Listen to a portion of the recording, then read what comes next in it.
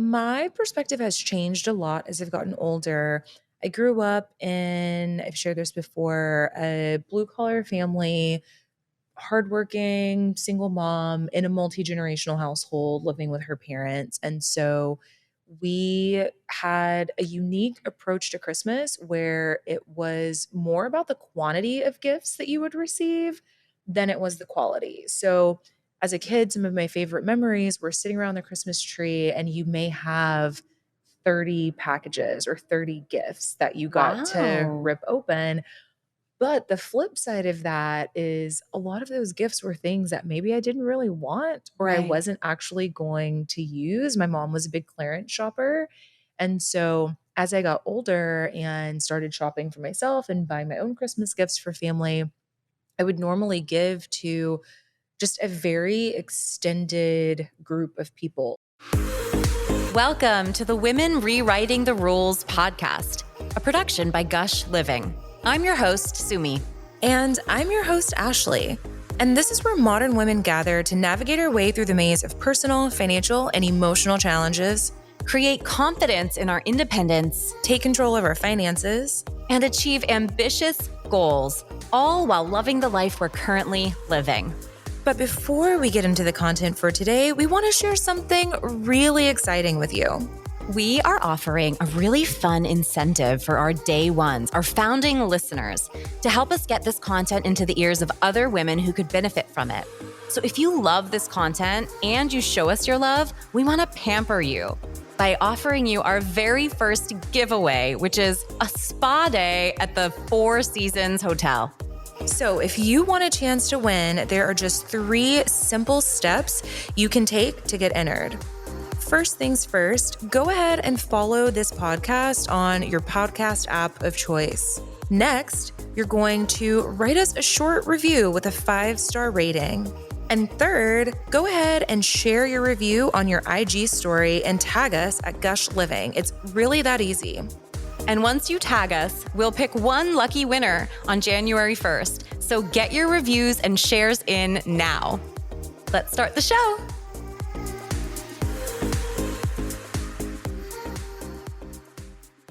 So, Sumi, did you know that the average consumer spent $850 on Christmas gifts in the year 2020? Wow, that's a lot. It is a lot.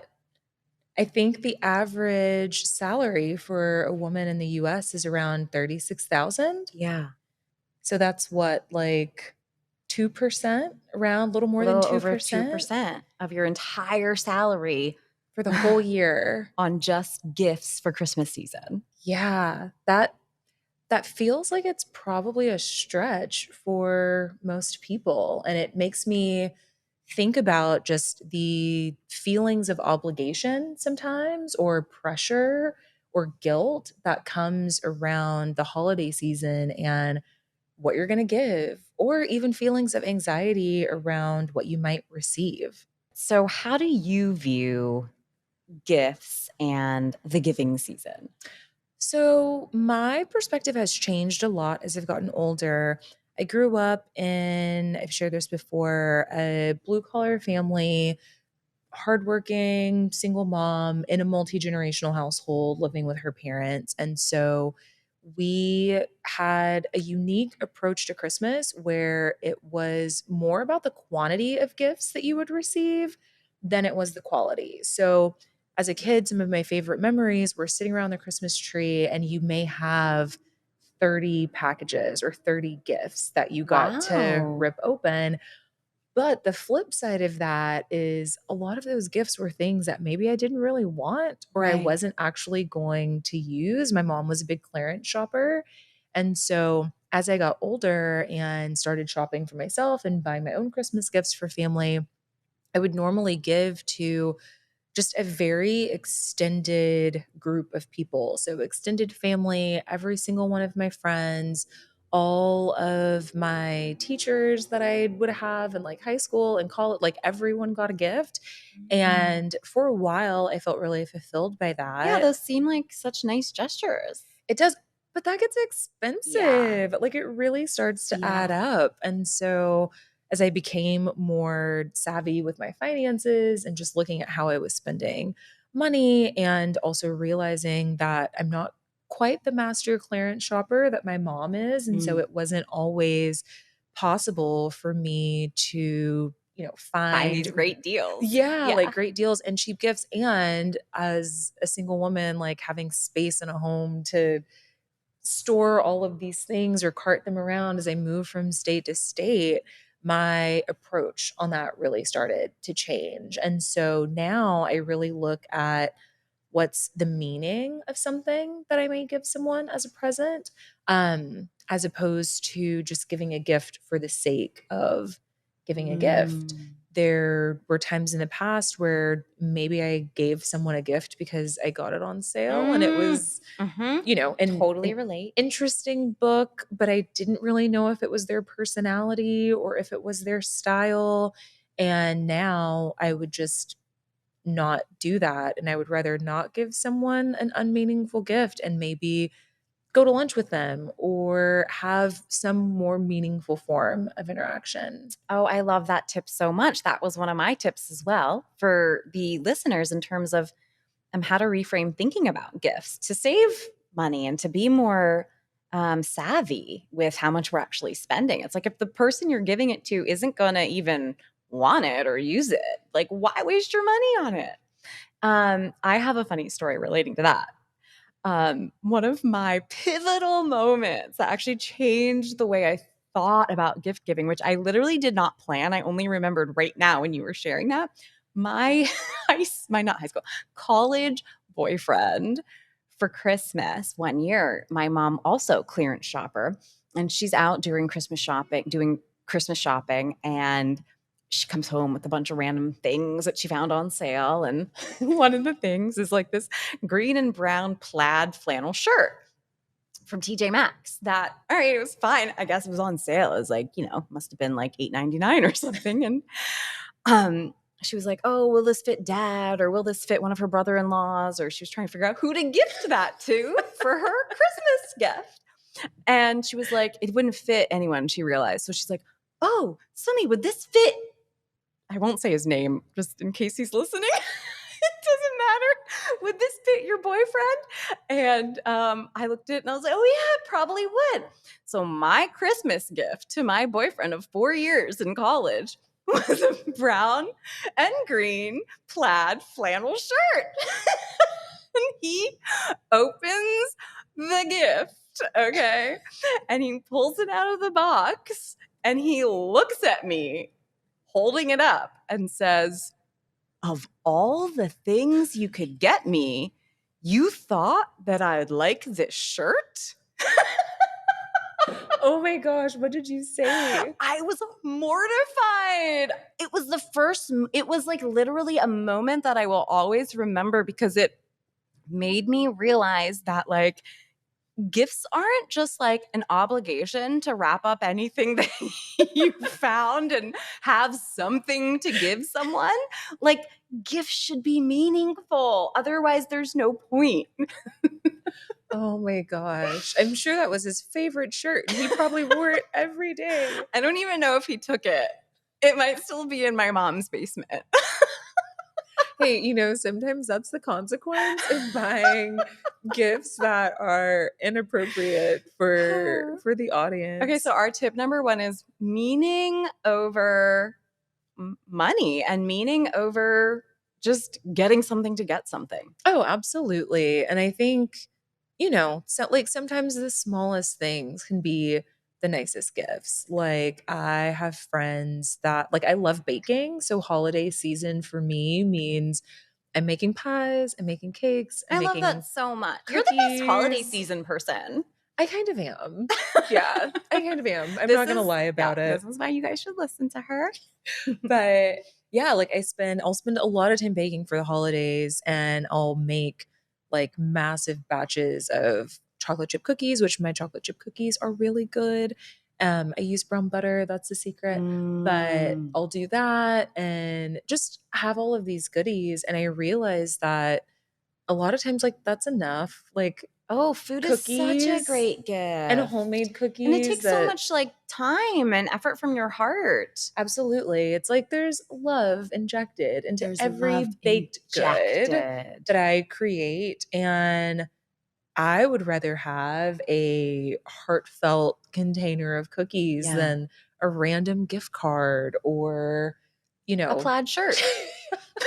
or a random 8.99 plaid shirt from TJ Maxx. That's not my style and maybe not my size. And I'll probably never wear it. Should write a song about that shirt. That'd probably be a really good song. It should be a country song at Yeah. that, on top of it. Yeah, and I think too now, especially because I have friends that have kids and more children in my life than I've had in the past, thinking about what to give children for me has also been a really big thing, and realizing that they're probably not going to remember that I gave them a toy. They're absolutely Yes. not going to remember that I gave them a 100%. toy. But in some of those younger years, now my thoughts are, could I set up an investment fund for them and put a little bit of money every And get couple them of interested in months and stocks and yeah, or yeah. even just let that money sit. And then by the time they graduate from college, maybe that's enough to pay, or not graduate from college, graduate from high school. Maybe that's enough money to pay I mean, for that's a a semester of college or, something like, or books or something just to help them land on their feet more securely as they're entering their young adult phase. yeah, I mean, I would assume that's something you would do for the kids that are super close to you in your life. Not like, I mean, if like, would you do that for friends' kids or just your, I don't know. Do you have nieces and nephews? I have a new little baby nephew that was born last month that I haven't met yet. So Oh, I'll be super excited to meet him around Christmas time. But I do think it's something that I would do for my friends' kids. wow. Because when you really think about it, if I'm gonna spend 20 bucks either way, Yeah. why not make that an investment? I love it. As opposed Why not? to a toy. Yeah. Like, I think about some of the things that I've, gotten my friends' kids, and I'm like, a plush doll or bear is nice. A lot of times because I don't live, near a lot of my loved ones, I'm traveling, and so for me, sometimes it's kind of a last minute rush to Yeah. Run to the mall and get something. Yeah. yeah, and then you're picking over leftovers and trying to find something that maybe the kid might like, but you really don't know. Mhm. And so setting up an investment account to me seems like a good idea. Solid idea. That's fabulous. I love that tip. Um, yeah, I similarly, along the theme of making sure the gift is meaningful. Um, two stories. One is, my one of my nephews. I have 9 nieces and nephews.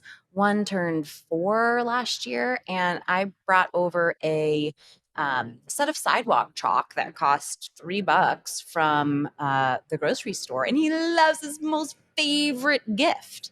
And so it's like, especially for the young ones, I mean, you know, really the cost of the gift has nothing to do with it. They don't know the difference, and nor do they care. And then the other thing that I do is I have recently started incorporating this more, where instead of looking at it as something like I have to buy all the kids a bunch of gifts for Christmas, right? I instead try to send them small things like throughout the year that I think will help deepen our connection and will also like get them excited about life and thinking about things in a different way. And for example, many times when I travel, I'll send them a postcard from the cool places I am in that they've never been to, right? So they'll get postcards from Sedona, or they'll get, postcards from Joshua Tree, or various places that are phenomenal places and open up their imagination and help. Then they'll go read up on that, that geography and learn stuff. And so that's been a really cool reframe of gifts and of the like the pressure of gift giving. And I have really strong feelings around not needing to feel obligated. Preach. And especially as like a single woman, right? As with so many people to get gifts for. There's actually been a lot of, it's proven, there's been a lot of research around this. There was a recent study published in Sociology, the magazine, that talked about the extreme disparity between the money that single women have to spend on gifts versus what they receive in return, right? Oh, absolutely. I mean, when you're a solo woman, if you have friends that are in couples that have kids, you're maybe getting a gift for each of the parents, for the children, or maybe one gift for the parents, then a gift for each of the kids. And sometimes you don't get anything back. And for me, there's never any judgment, there's no expectation, but then having that realization of like, I really don't have to get them anything either, Mhm. you know? And time is a gift as well. It is just the time that you're spending with your loved ones and friends and family can also be just as meaningful as something that you pick up rushing on the way to a dinner party A or hundred rushing on the way percent. to hang out with them. Just your presence can be enough. Love it. Would you show up to there's that old adage, like never show up to somebody's house empty handed? What do you think about that? I think that's pretty accurate. So I'm Southern and I'm never going to show up without something, but Yeah. it's not always going to be like the largest gift. Yes. Sometimes it's a bottle of wine that we can share together for a meal. Sometimes it's a loaf of really yummy artisan bread that Yes. I've picked up along the way. Sometimes it's a card that just says thanks for having me over that I can leave behind. I do think that it makes a really nice impression when you're able to show up with something, but it's also not a requirement. Yeah. So, what do you think about Secret Santa? Is that something that you're for, something that you're against? My experience has always been that in a Secret Santa situation, I always end up with the most bum gift ever. Do you try to bring like really good gifts to Secret Santa? I mean, I do. Yeah. Yeah. I either try to bring something that's really good or something that's really unique. Mm. Like, I think back on past Secret Santas that I've participated in. One time I got a Delta barf bag, magazine, and blanket from someone's plane ride. Ew. Ew. Unused barf bag. Let me preface So that. that was just But like a joke? it was like a gag Yeah. gift, and Yeah. I think I had purchased a Chillo, which was this really I know what cool that is. pillow Okay. that stayed cool on both That is sides. kind of okay, interesting. So it was, this I'm like, "Oh, I have this really unique And it gift," was and under then the dollar max? yeah, it Okay. was it fit within the price range, and so I am super excited to bring this Chillo, and then I'm like, "And I'm gonna leave with this barf bag from Delta. Joy." Well, I sort of see Secret Santa. I see Secret Santa as for the laughs. I guess I would be that friend who would have That like would given bring you the that. barf Well, I bag? see that I wouldn't have gone that far, but I do see Secret Santa as more of that like experiential intimacy that we were talking about in the last episode. If you missed it, go back and check it out. But it's like for me, it's about the laughs and not about the gifts. So we've done it with my family multiple years, and I remember one year, my sister and I had this like ongoing years long argument about which was the better coffee. Two brands of coffee that we were arguing about, Illy and Lavazza. Okay. Okay. She loved Illy. No, she loved Lavazza, and I was pushing for Illy. And she got like legitimately mad at me for disagreeing with her About coffee? about coffee. And my dad had to witness one of our blow up fights that was about coffee. And so for Secret Santa, I pulled my dad, and and he had a lot to say about it to both of us. We were a lot younger. And I got my dad, and so I gave dad an empty canister of Lavazza coffee to like as a as a token that I was going to come over to my sister's side and accept Lavazza as the good coffee. Okay, so that's hilarious. But also, isn't that white elephant? Oh, am I mixing them up? Okay. Or No. Secret Santa is where you pull one person and you give that one person your gift. a gift, Yeah. yeah. Yeah. But So then, I pulled my dad. but white elephant is supposed to be the gag gifts, and it sounds like that was the gag gift. I didn't get that memo. So maybe what you're saying is it should be like a hybrid approach. I like Secret Santa and or White Elephant, especially if you're, if money is a concern for you this Which it is holiday for most season. people this holiday Right. season. And so I think it's a great way to just sort of have fun with the experience. And, you can take it seriously like Ashley or take it like a gag like me and have some fun.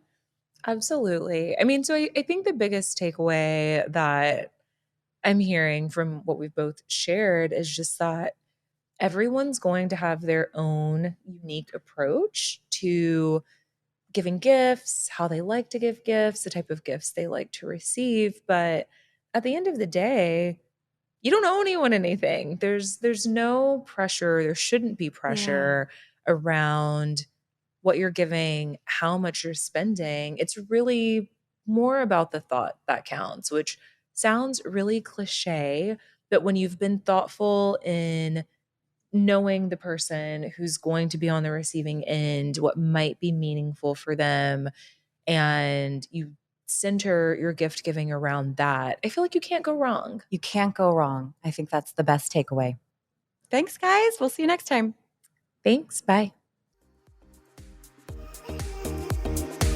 Thank you so much for listening to today's show. And don't forget, we still have that really amazing incentive for anyone who's listening to this podcast right now, who is looking for a community with other like-minded women. We want to pamper you. And that's why you have an opportunity to win a spa day at the Four Seasons. So how do you get entered in? 3 easy steps. First, make sure you're following this podcast on your podcast app. Press that little follow button. Then write us a short review with a 5-star rating. It really helps get the word out to other women who need this content. And then third, share that review. Share your review with us on your Instagram story, but be sure to tag us. It's at Gush Living. We'll pick one lucky winner on January 1st, so go ahead and get entered right now. And we'll see you next time.